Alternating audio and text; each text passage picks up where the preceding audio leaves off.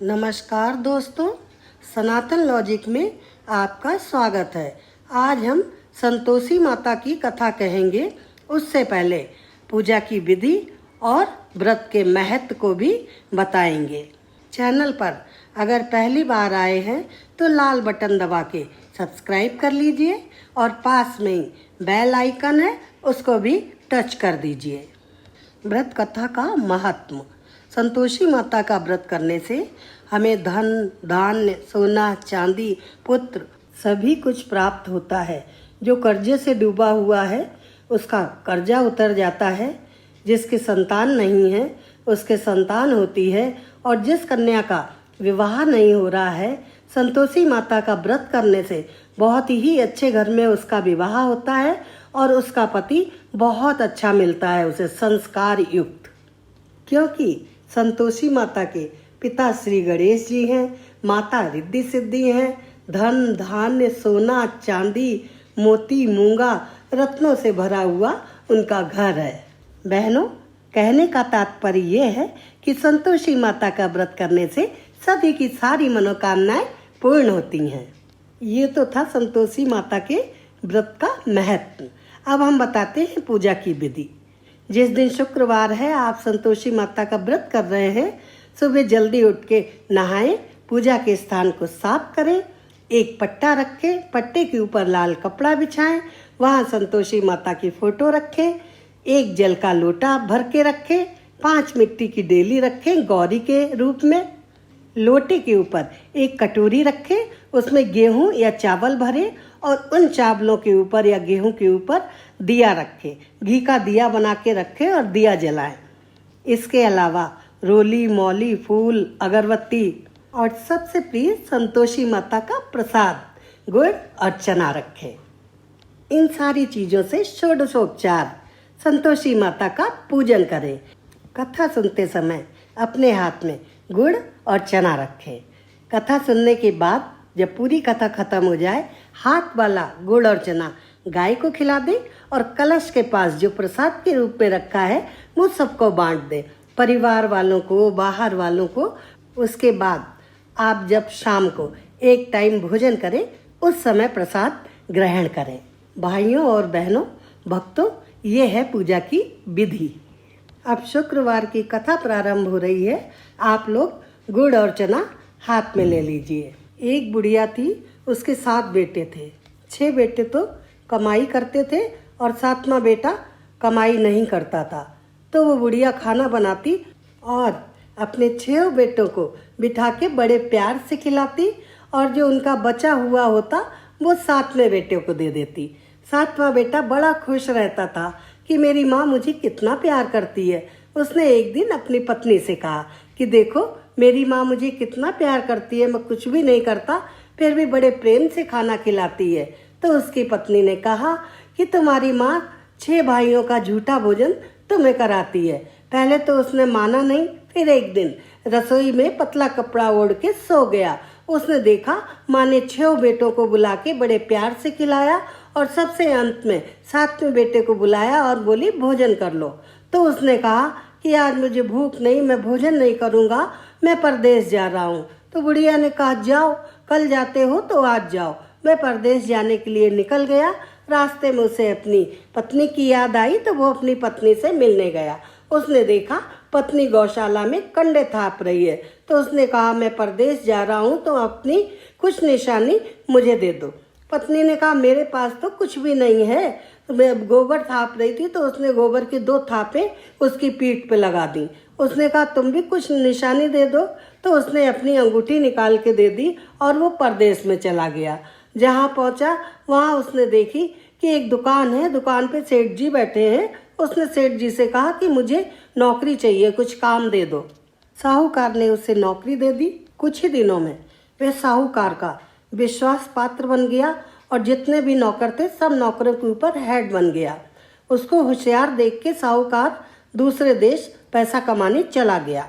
इधर उसकी बहू जो थी, जिठानियाँ बहुत परेशान करने लग गई। उसको खाने के लिए भूसी की रोटी देती, पानी पीने के लिए एक नारियल का टूटा हुआ टुकड़ा देती और उसके बाद जंगल में लकड़ी लेने भेज देती।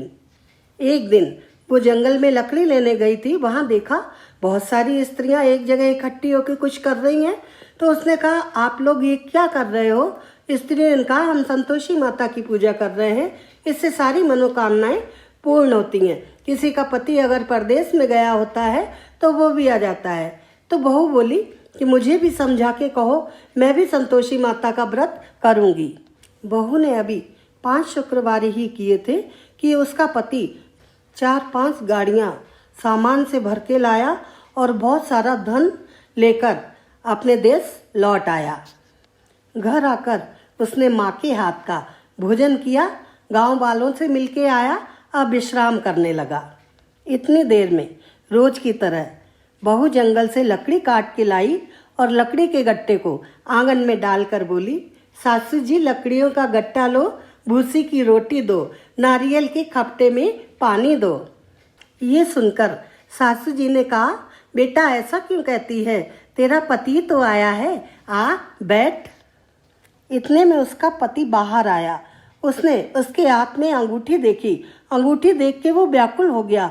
उसने कहा, ये तो मेरी पत्नी है। अब तो छोटी बहू बहुत प्रसन्न हो गई अपने पति को देखकर। उसने कहा, संतोषी माता ने मेरी मनोकामना पूर्ण की है, अब मैं उद्यापन करूंगी। उद्यापन करने में 8 लड़कों को जिमाया जाता है। उसने अपनी जेठानियों के लड़कों को बुला लिया।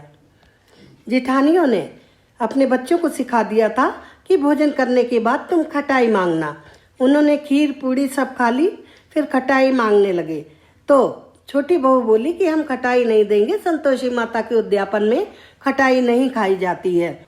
लड़के बोले, खीर से हमारा जी मिचला रहा है, हमें खटाई खानी है।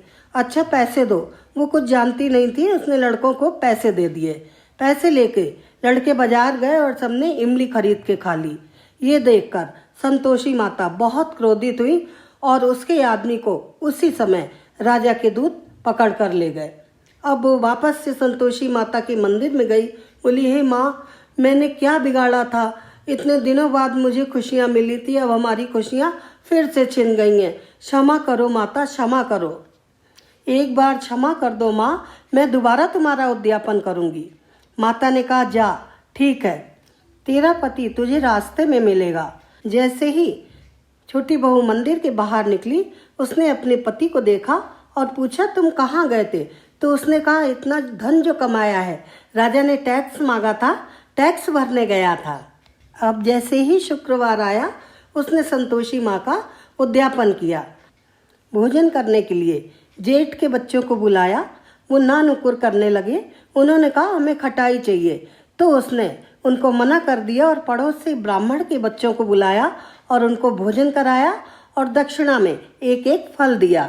इससे संतोषी माता बहुत प्रसन्न हुई। माता की कृपा से 9वें महीने उसके चंद्रमा के समान सुंदर पुत्र पैदा हुआ। पुत्र को लेके वो प्रतिदिन संतोषी माता के मंदिर में जाने लगी। माँ ने सोचा, ये बेचारी रोज हमारे मंदिर आती है, आज मैं ही क्यों ना इसके घर चलूं। ये सोचकर माता ने बहुत विकराल रूप बनाया। मुंह के ऊपर गुड़ और चना चिपके हुए मक्खियां भिनभिना रही थी। वे उसके दरवाजे पे पहुंची। दरवाजे पे ऐसे रूप वाली स्त्री को खड़ा देखकर सास और जिठानियां चिल्लाने लगीं, बच्चों से कहने लगीं, अंदर आओ, देखो कौन साकनी डाकनी आई है, ये बच्चों तुम्हें पकड़ के ले जाएगी, खा जाएगी। इतने में छोटी बहू अपने ऊपर के कमरे की खिड़की से देख रही थी। वो भागती हुई नीचे आई। उसने कहा, ये वही माँ है जिनकी मैं पूजा करती हूँ। उसने पूरे घर के दरवाजे खोल दिए। ये देखकर घर के सभी लोग दौड़े दौड़े आए और माता की चरणों में गिर पड़े और विनती कर कहने लगे, हे माँ, हम मूर्ख हैं, अज्ञानी हैं, हम आपके व्रत की विधि नहीं जानते हैं। संतोषी माता का व्रत करने से जैसी कृपा माता ने छोटी बहू के ऊपर की, वैसी सभी भक्तों के ऊपर कृपा करे। जो व्रत करके कथा सुन रहे हैं उनके ऊपर भी, और जिन्होंने सिर्फ कथा सुनी है, व्रत नहीं किया है, उनके ऊपर भी। इस कथा का ये बहुत महत्व है। जो कथा सुनेगा, पढ़ेगा, उसकी सारी मनोकामनाएं पूर्ण होंगी। प्रेम से बोलो संतोषी माता की जय। दोस्तों, जाने से पहले लाइक के बटन को दबा दीजिए। ओ